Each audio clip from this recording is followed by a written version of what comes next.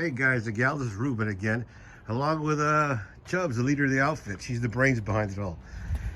I'm going to show you today how I remedied an issue we had when we did the entire Mojave Trail. It was the fact that there was so much dust out there, and it was pretty bad. And so we didn't have there's no cabin filter for this particular year of Yukon. So we were in there and we rolled the windows and hit the recirculate button, the recycle button, and it was a haboob of dust coming in on us. So the whole time with it that we were out there, I tried to use it in different ways, the air conditioning. And I remember when I took the air conditioning box out, redoing all the actuators and the coils in there, that I didn't find no filter. And not thinking about it, because we normally don't go out with so many folk, it was never an issue until we did go out with so many folk. And like this hobby, you find out what you need when you need it. So I decided that when I came back, I was going to figure out how I could make a cabin filter for this particular year. And so what I did was I made this this cap right here, an angle iron. This is the filter itself. I got this mesh right here from on top of a filter, this is the chopped up filter I used, because I wanted to see if I just cut up a filter like this and I put it in there, and I'll show you the box right now, but I put it inside the box, would it work? It didn't. It hindered the airflow a lot. It really did hinder the flow. So I need to design something that, or make something that I could still get air, but yet it would still take away some of the dust that's coming inside there. And also too, this would help the people who have issues with debris going inside your air conditioning box under there. This is how it usually sits. There's a plate that sits on top of here, right here. And the plate, it was covered with epoxy, which all around the sides right here, it was covered all with epoxy. And so I had to chisel off that epoxy and found out this little lip was here, right there, to where it said the plate actually sat on top of. And there I found, right there, is the intake box. I stuck my hand down in there and I can feel the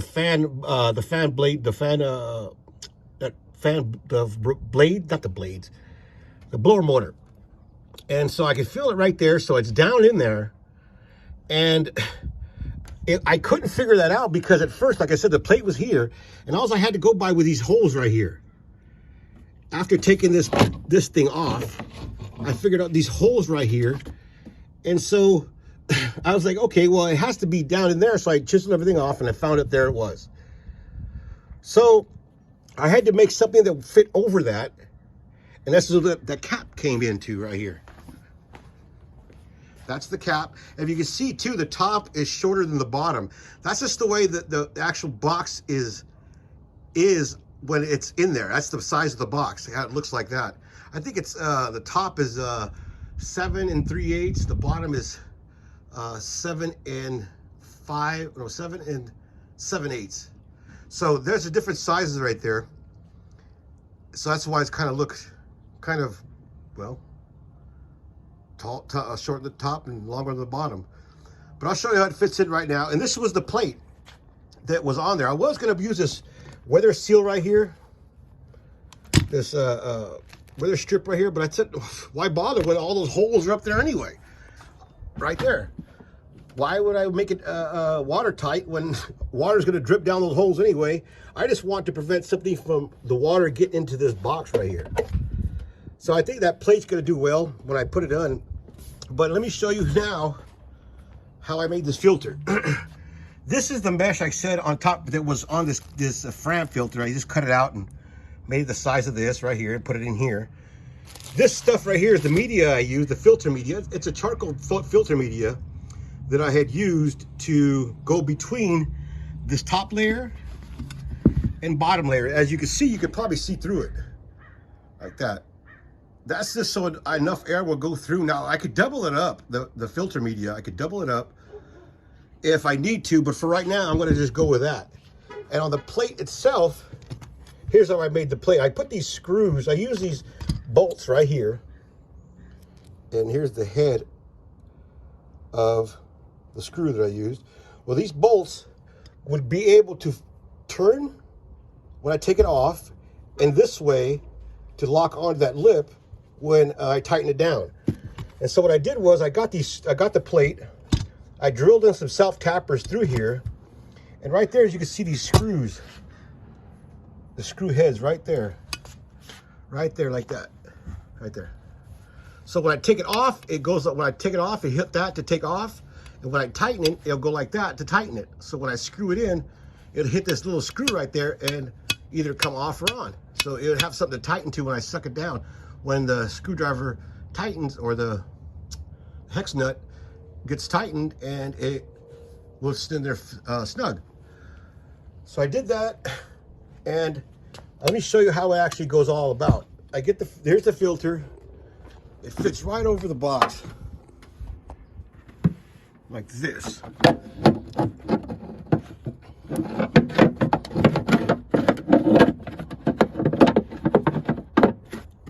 Okay. Put it on the top is the longer side.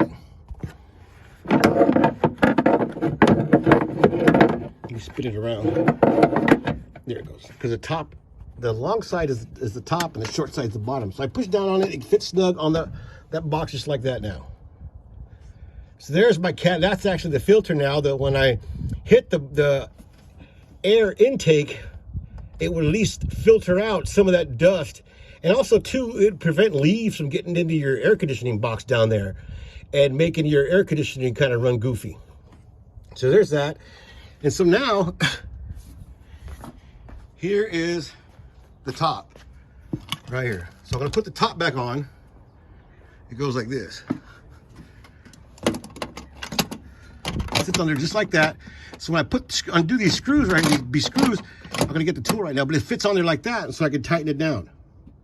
And I didn't put like I said, I didn't use the weather strip right here because all that is open, so why bother have this? There you have it. Oh, man. From that, okie dokie, there you have it. It's all put together now. There it is right there. I soaked it so you could see if I have any water in there, and no water got in. And anyway, if the water is going to get in, it's going to get in from these other goofy ports or on the side over here, vents. So there you have it. It's all put back together. That's how it looks. And let me show you the inside. That's the filter. That's the inside we have right there. That's the air conditioning box right here. And the filter is actually up in there, and it prevents any kind of debris from getting inside of here. And that filter was from a air purifier, so it should be a pretty good filter. And you know, it from when we tested, it worked out really well. And this right here, all this area right here, you have to take this off to get in here if you're going to clean this out. But sometimes this goofy thing right here is so brittle that as soon as you start taking it out, it's going to fall apart in some cases. And so that filter up there is going to prevent any kind of debris from getting inside of here, so you don't have to take all this goofy stuff out. And if you have big old sausage fingers like mine, then yeah, it's a pain in the boo-boo to stick your hand in there to get all that debris out of there. So anything to do to prevent any kind of leaves and stuff from hindering my AC, because like some of the places we go to, they're hot out there during the summertime. So, you know, it does help to have the right air conditioning in here, especially in a big truck where we don't have the rear AC in this particular model. So that's the inside right there. And if you like this video, and if you found it helpful, you know, check out some of the other ones I've did to this vehicle. And that way, you know, it might help you on your build, or it might help you out on ideas for your build. And if you like it, subscribe. And that way you're up to date on any kind of modifications I do to my wife's truck. And that way you can see it, maybe help you out in your build or whatever you're doing. And check it out. But that was it. All right, guys. You guys take care.